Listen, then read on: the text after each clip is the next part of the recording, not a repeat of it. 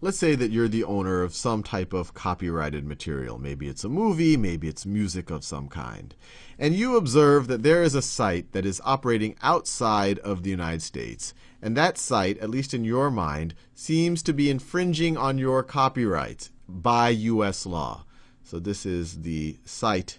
This is the site in question, and you are saying that it is doing illegal things, at least by U.S. standards. The problem is that there's nothing you can do. It's operating outside of U.S. soil and outside of U.S. laws. You could even go to the government. Even if the government wanted to do something about it, it really couldn't, because once again, it is outside the U.S. jurisdiction.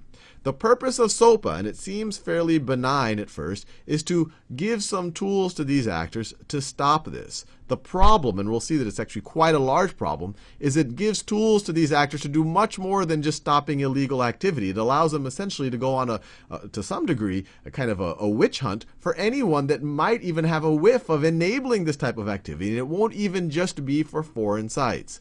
So let's write this down. So SOPA stands for Stop Online Piracy Act, and it sounds pretty reasonable. And this is the version of the bill that's coming from the House of Representatives. The one from the Senate, they're slightly different, but they have the same intent, is PIPA.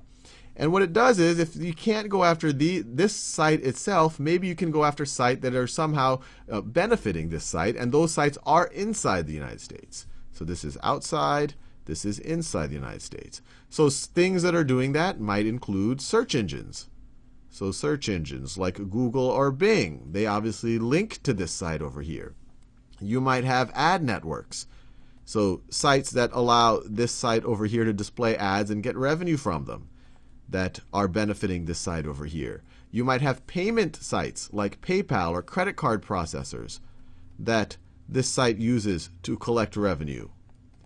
And maybe most importantly, you have things like the DNS servers within the US that associate this site's domain name with the actual servers. And I won't get too technical about it, but when you type in something like www.shady.foreign, and once again, we're going to see that this site might not even have to be shady or foreign. But when you type something like that in, there are servers in the United States that associate that with these servers that might be operated outside the United States, that associate this text with a number that points to this website, that points to this website's servers. So these are all things within the United States that, to some degree, this site is dependent on.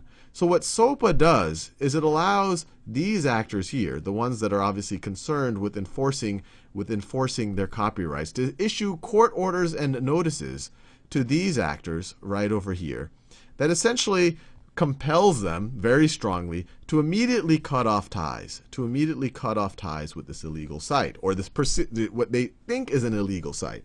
Now, that might seem reasonable to you, except for the fact that it's kind of a shoot first and think later type of policy. The way it works is you presume guilt until this guy somehow tries to prove his innocence. And we'll see this guy isn't just necessarily sites outside the U.S. It might even be completely legal, or what I would consider completely legal sites inside the U.S. Essentially, as soon as this allegation is made and either a court order or a notice is paid, these enablers have to cut off ties to this site. And you can imagine if these cut off ties to this site's business, whatever it might be, whether illegal or legal, immediately gets obliterated, especially this one here, including search engines, ad networks, and payments. And if they don't comply, then these guys are going to start having a legal battle. And so these guys are not only going to have to comply, and that by itself is hard, but if they don't comply, they themselves are going to be in trouble. Now, it gets really obviously creepy when you start going into, so when you think of just a spirit, you're like, okay, maybe this is, we can work around this a little bit. But it gets creepy when you, even though this is the spirit of the legislation, when you actually read the wording of the legislation. And obviously that's what matters, not the name or the intent, but actually how it's worded. And the way it's worded, it's pretty clear that its intent is to go after much more than just a site that's explicitly selling illegal pharmaceuticals or allowing people to download movies or video or movies or music that these owners don't have access to. When you read the wording, it's pretty clear that they want to be able to shut down anything that isn't in any way associating with itself or in any way enabling it. And you see it in the wording. So this is actually Section 103 of the SOPA legislation.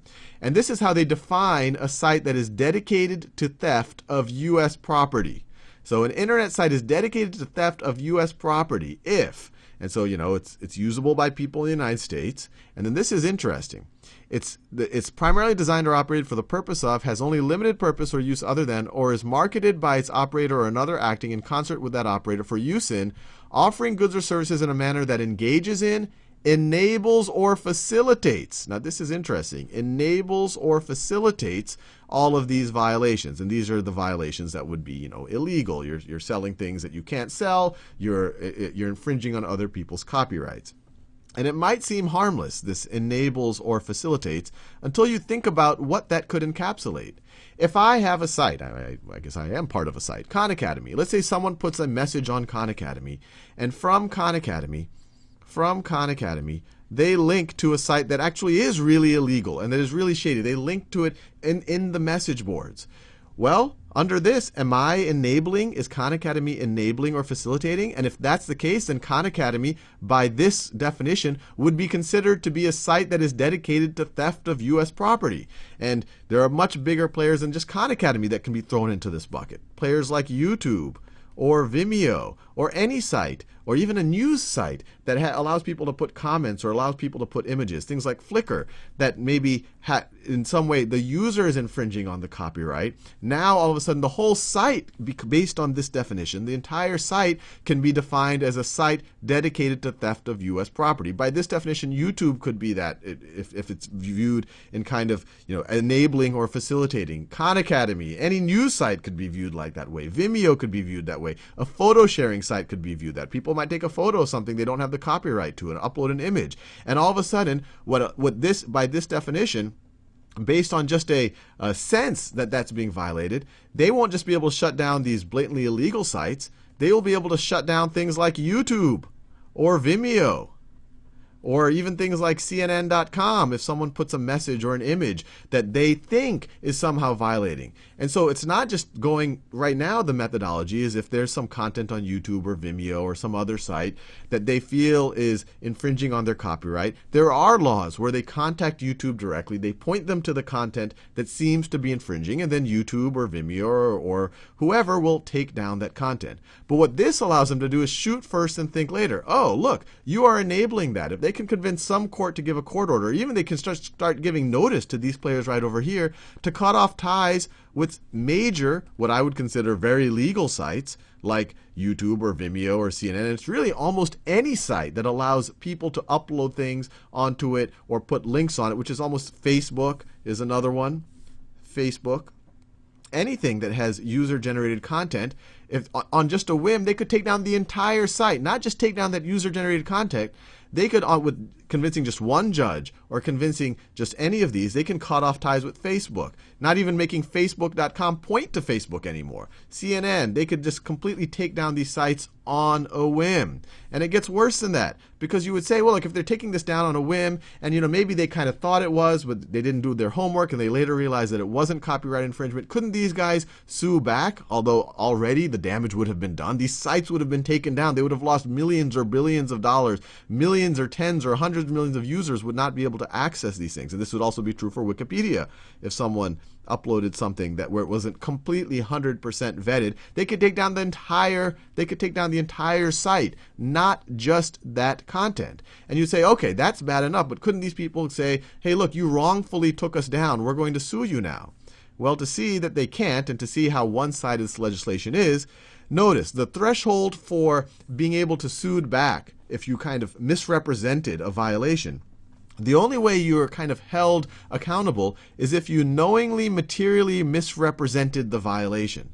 So if the copyright holder just says, oh, I think someone on YouTube, I feel pretty good that someone on YouTube is violating it, that YouTube is enabling a violation, and therefore YouTube is a site dedicated to theft of U.S. property, and later on it finds out that it wasn't, it was fair use, or maybe that person actually did have the copyright to it, they can't be sued because they said, well, I just thought it was. They weren't knowingly, materially misrepresenting themselves. So even if it ends up not even being a violation, these guys could take the site down. Maybe some small producer actually secured the rights, put it up on YouTube, and then all of a sudden these guys take down all of YouTube based on not actually knowing what they're talking about. And there can't even be a countersuit in that case based on the law. And it gets even creepier than that, because to be considered this, you don't even just have to enable or facilitate, which is almost anything. One could argue even a computer is enabling or facilitating this on some level.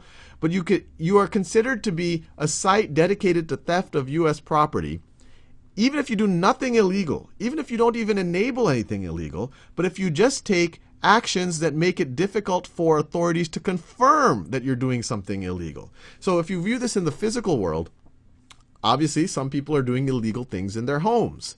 And obviously a lot of people lock their doors to keep people out of their homes. And maybe people doing illegal things are even more likely to lock their doors and close their shutters.